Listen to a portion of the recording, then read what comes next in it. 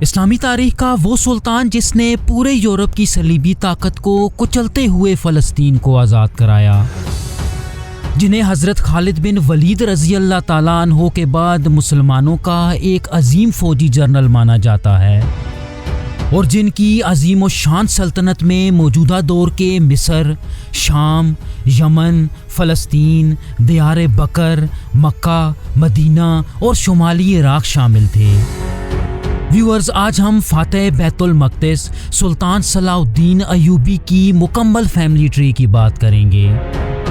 سلطان صلاح الدین ایوبی کے آباء و اجداد کون تھے اور زنگی سلطنت کے حکمرانوں سے ان کا کیا تعلق تھا؟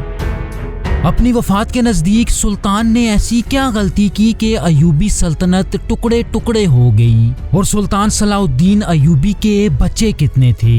کیا آج کے دور میں ایوبی خاندان دنیا میں کہیں پایا جاتا ہے؟ ویورز، میں ہوں احتشام ارشد اور آپ دیکھ رہے ہیں دا انفوٹینمنٹ چینل۔ ویورز، سلطان صلاح الدین ایوبی کے خاندان کا تعلق ایک کردش قبیلے روادیہ سے تھا، جو موجودہ ارمینیا کے شہر ڈیون میں آباد تھے۔ محفوظ تاریخ کے مطابق اس خاندان کے جد امجد شادی ابن مروان تھے، جو ان دنوں کی ایک طاقتور کردش امپائر سلطنت شدادید میں ایک اونچے عہدے پہ فائز تھے۔ چنانچہ جب سلجوقی سلطان ملک شاہ اول نے اس سلطنت کے آخری حکمران فضلون ابن فضل کو معزول کیا تو شادی ابن مروان اپنے پورے خاندان کے ساتھ ڈیون کا علاقہ چھوڑ کے عراق کے شہر تکریت ہجرت کر آئے، جو اس وقت عباسی سلطنت کے زیر کنٹرول تھا۔ تکریت میں رہتے ہوئے کچھ ہی عرصے میں عباسیوں نے انہیں اس شہر کا گورنر مقرر کر دیا۔ اگر ان کی اولاد کی بات کی جائے تو ان کے 2 بیٹے تھے، جن کے نام نجم الدین ایوب اور اسد الدین شیرکو تھا، اور شادی کی موت کے بعد ان کے بڑے بیٹے نجم الدین ایوب ان کے جانشین اور تکریت کے اگلے گورنر بنے۔ آپ سلطان صلاح الدین ایوبی کے والد تھے، اور کہا جاتا ہے کہ سلطان نے اپنی سلطنت کا نام اپنے والد کے نام سے ہی منسوب کر کے ایوبی سلطنت رکھا تھا۔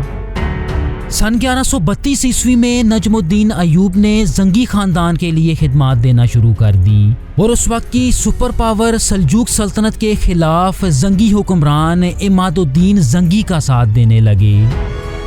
سن 1136 عیسوی میں ان کے بھائی شیرکو نے تکریک شہر میں ایک مسیحی کو قتل کر دیا۔ چنانچہ زنگیوں کا ساتھ دینے اور مسیحی کو قتل کرنے کی وجہ سے اس خاندان کو تکریت سے جلا وطن کر دیا گیا۔ تاہم عماد الدین زنگی نے انہیں اپنی سلطنت میں پناہ دے دی اور نجم الدین ایوب کو پہلے بالبک اور پھر بعد میں دمشق کے گورنر کے عہدے پہ فائز کر دیا۔ اگر نجم الدین کے بھائی اسد الدین شیرکو کی بات کی جائے تو انہیں زنگی فوج میں ایک اونچا عہدہ عنایت کیا گیا۔ اس کے ساتھ ساتھ عماد الدین نے انہیں اپنے بیٹے نور الدین زنگی کی تربیت اور سرپرستی پہ بھی مامور کر دیا۔ یہی وجہ تھی کہ نور الدین زنگی کی شخصیت پہ اسد الدین شیرکو کا گہرا اثر نظر آتا تھا۔ کہا جاتا ہے کہ شیرکو کی فوجی اور سفارتی مہارت نے ایوبی سلطنت کی بنیادوں میں انتہائی اہم کردار ادا کیا۔ ویورز، جہاں تک نجم الدین ایوب کی بات ہے تو ان کی شادی ست الملک خاتون سے ہوئی، جن سے ان کی 2 بیٹیاں اور 5 بیٹے پیدا ہوئے۔ ان کے سب سے بڑے بیٹے یعنی صلاح الدین ایوبی کے بڑے بھائی نور الدین ایوب زنگی فوج میں ایک کمانڈر تھے۔ انہوں نے اپنی پوری زندگی زنگی فوج کی قیادت کرتے ہوئے کئی جنگوں میں حصہ لیا، تاہم دمشق کے محاصرے کے دوران صلیبیوں سے لڑتے ہوئے شہید ہو گئے۔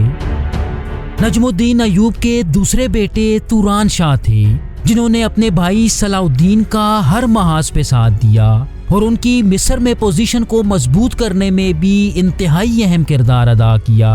اس کے علاوہ انہیں ایوبی سلطنت کو حجاز اور یمن تک پھیلانے کے لیے بھی جانا جاتا ہے۔ یہی وجہ تھی کہ انہیں یمن کے پرنس یا پہلے امیر کے طور پہ دیکھا جاتا ہے۔ ان کی خدمات کو دیکھتے ہوئے سلطان صلاح الدین نے انہیں یمن میں کافی جائیداد سے بھی نوازا۔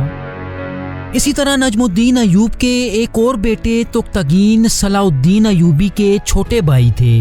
آپ کو عرب اور یمن کے دوسرے امیر کے طور پہ جانا جاتا ہے۔ ابن اسیر کے مطابق تغتگین نے زبردستی مکہ پہ کنٹرول حاصل کرنے کی کوشش کی، لیکن عباسی خلیفہ الناصر کے احتجاج کے بعد سلطان صلاح الدین نے اسے شہر پہ قبضہ کرنے سے روک دیا۔ ویورز، نجم الدین ایوب کے ایک اور بیٹے العادل سلطان صلاح الدین کے سب سے اہم بھائی تھے۔ آپ ایوبی سلطنت کے چوتھے سلطان تھے جنہوں نے ہمیشہ اپنے بھائی کی جنگی مہمات کے لیے اہم فوجی اور سویلین مدد فراہم کی۔ ان کا مزید ذکر ہم آگے جا کے کریں گے۔ ان بیٹوں کے علاوہ نجم الدین ایوب کی 2 بیٹیاں بھی تھیں جن کے نام ربیہ خاتون اور فاطمہ خاتون تھا۔ نجم الدین ایوب کے سب سے اہم بیٹے ایوبی سلطنت کے بانی سلطان صلاح الدین یوسف ابن ایوب تھے، جنہیں صلاح الدین یا صلاح الدین ایوبی کے نام سے جانا جاتا ہے۔ آپ سن 1137 میں موجودہ عراق کے شہر تکریک میں پیدا ہوئے اور اپنی بنیادی تعلیم اپنے والد اور چاچا شیرکو سے حاصل کی۔ ویورز، یہ وہ دور تھا کہ جب شیخ عبد القادر جیلانی بھی بغداد میں انتہائی ایکٹیو نظر آتے تھے اور ان کی تعلیمات اور اثر و رسوخ دور دور کے علاقوں تک پھیل چکا تھا۔ یہی وجہ تھی کہ صلاح الدین شیخ عبد القادر جیلانی سے بھی بہت زیادہ متاثر نظر آتے تھے۔ اگر ان کی جنگی صلاحیت کی بات کی جائے تو ان پہ اپنے چاچا اسد الدین شیرکو کا بہت زیادہ اثر نظر آتا ہے۔ چونکہ آپ کے والد اور چاچا زنگی سلطنت میں بہت اونچے عہدوں پہ فائز تھے تو صلاح الدین بھی زنگی فوج میں شامل ہو گئے۔ ان کے جنگی سفر کا آغاز اس وقت ہوا کہ جب نور الدین زنگی نے انہیں فاطمی سلطنت کی مدد کے لیے مصر بھیجا۔ صلیبیوں کے خلاف کمال کی حکمت عملی کی بدولت آپ کو فاطمی خلیفہ العدید نے سلطنت کا وزیر بنا دیا، لیکن کہانی میں ٹویسٹ اس وقت آیا کہ جب فاطمی خلیفہ العدید کی وفات ہوئی۔ خلیفہ کی موت کے بعد فاطمی سلطنت کا کنٹرول صلاح الدین ایوبی کے ہاتھ میں آ گیا، جنہوں نے مصر میں قائم شیعہ فاطمی خلافت کا خاتمہ کرتے ہوئے بغداد میں سنی عباسی خلافت سے بیعت کر لی اور یہاں اپنی ایوبی سلطنت کی بنیاد رکھ دی۔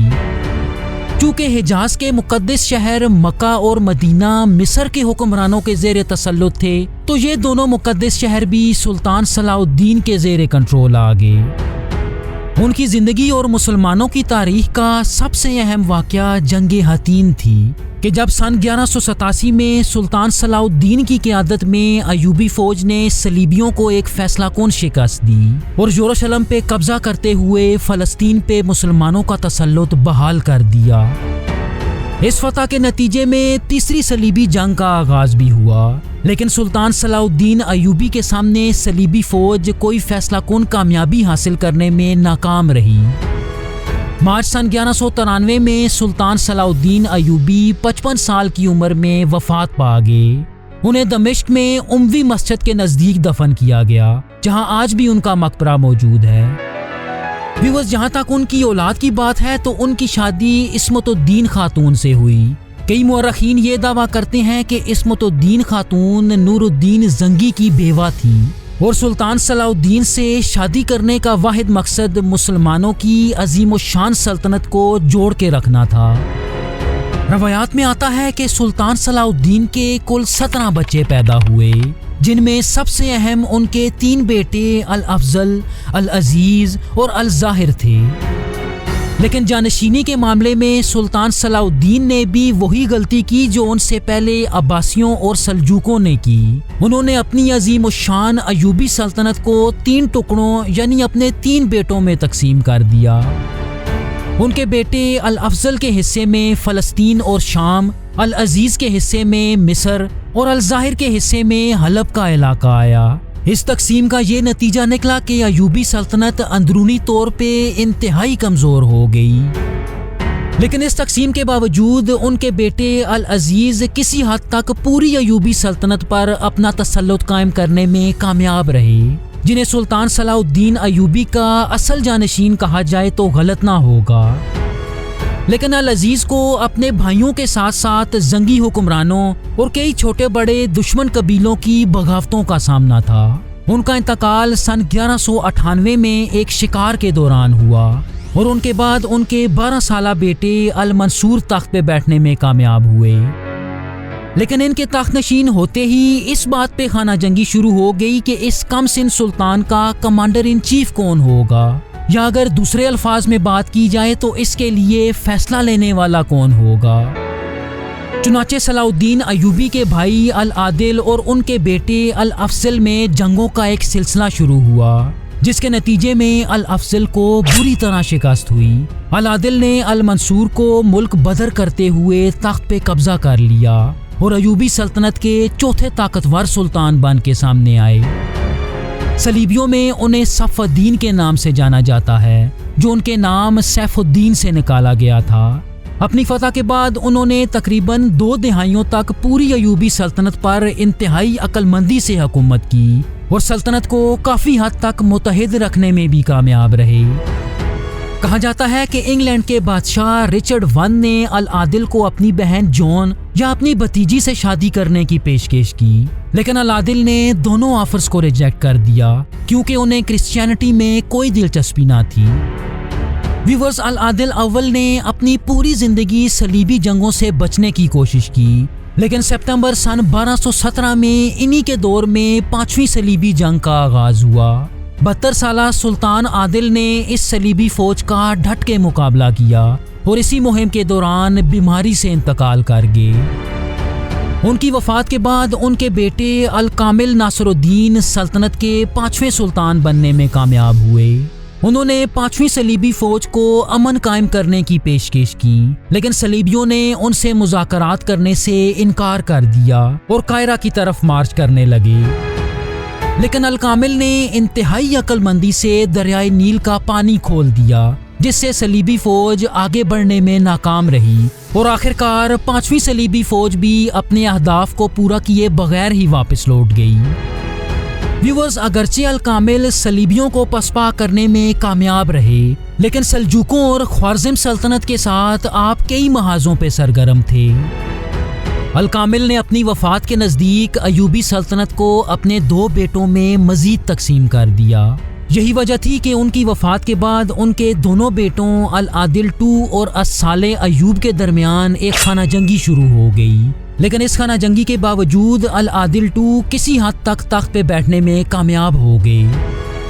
لیکن کچھ ہی عرصے میں ان کے بھائی الصالح ایوب نے انہیں معزول کرتے ہوئے خود تخت پہ بیٹھ گئے اور ایوبی سلطنت کے 7ویں سلطان بن کے سامنے آئے۔ لیکن ان کے دور میں ایوبی سلطنت اتنی کمزور ہو چکی تھی کہ سلطان کی بھی کوئی حیثیت نہ تھی اور کئی وزیر انہیں بھی معزول کرنے کی سازش کر رہے تھے۔ اپنے گرد وفاداروں کی کمی کی وجہ سے سلطان الصالح نے ترک غلاموں کی ایک بڑی تعداد خریدنا شروع کر دی، جو سینٹرل ایشیا میں منگول حملوں کی وجہ سے بڑی تعداد میں دستیاب تھے۔ لیکن ان ترک غلاموں نے جلد ہی پوری ایوبی فوج پہ قبضہ کر لیا، جنہیں مملوکوں کے نام سے جانا جاتا ہے۔ سلطان الصالح کے بعد ان کے بیٹے معظم توران شاہ تخت نشین ہوئے۔ ان کے بارے میں آتا ہے کہ ان کے والد کو ان پہ بھروسہ نہ تھا، یہی وجہ تھی کہ یہ اپنی ساری عمر مصر اور حکومت سے دور ہی رہے۔ لیکن اس کے باوجود توران شاہ 7ویں صلیبی فوج کو شکست دینے اور اس کے لیڈر لوئس IX کو قید کرنے میں کامیاب ہو گئے۔ تاہم مملوک غلاموں کے ساتھ ان کے تعلقات زیادہ اچھے نہ تھے، چنانچہ مملوکوں نے ایک سازش کے ذریعے سلطان کو قتل کرا دیا۔ توران شاہ کے بعد مملوکوں نے کچھ عرصہ سلطان صلاح الدین کی نسل سے ایک 6 سالہ بچے الاشرف موسیٰ کو تخت پہ بٹھایا، لیکن اس دور میں حکومت کے سارے فیصلے مملوک کر رہے تھے۔ الاشرف موسیٰ کے تخت پہ بیٹھنے کے کچھ ہی دنوں بعد مملوکوں نے سلطان الصالح کی بیوہ سچر الدر کو تخت پہ بٹھا دیا اور ایک مشہور مملوک کمانڈر عز الدین ایبک کو ان کا کمانڈر ان چیف مقرر کر دیا۔ چنانچہ کچھ وقت حکومت کرنے کے بعد سلطانہ سچر الدر نے عز الدین ایبک سے شادی کر لی، جس کے بعد ایوبی سلطنت کے تمام علاقوں پہ مملوک غلاموں کی حکومت قائم ہو گئی، جس کے پہلے سلطان عز الدین ایبک تھے۔ ویورز، مملوکوں کی یہ سلطنت مستقبل میں اتنی طاقتور ہو گئی کہ انہوں نے تاریخ میں پہلی دفعہ منگولوں کو شکست دے دی۔ اس کے ساتھ ساتھ صلیبی فوجوں کو بھی فلسطین سے دور ہی رکھا اور عثمانی سلطنت کے قائم ہونے تک مملوک سلطنت اس علاقے کی سب سے طاقتور قوت تھی۔ جہاں تک سلطان صلاح الدین ایوبی کی نسل کی بات ہے تو ان کی نسل سے تعلق رکھنے والے آخری حکمران الناصر یوسف تھے جو دمشق اور حلب کے امیر تھے۔ الناصر اور ان کے بھائی الظاہر کو منگول جنرل ہلاکو خان نے پھانسی دی تھی۔ اور جہاں تک موجودہ دور کی بات ہے تو ایوبی خاندان کے کئی افراد آج بھی کرد علاقوں میں پائے جاتے ہیں۔ ویورز، عثمانی سلاطین کے آباء و اجداد کون تھے؟ عثمانی سلاطین کا مکمل شجرہ نسب دیکھنے کے لیے اسکرین پہ دی گئی ویڈیو ضرور دیکھیے گا۔ تھینک یو سو مچ۔ اللہ حافظ۔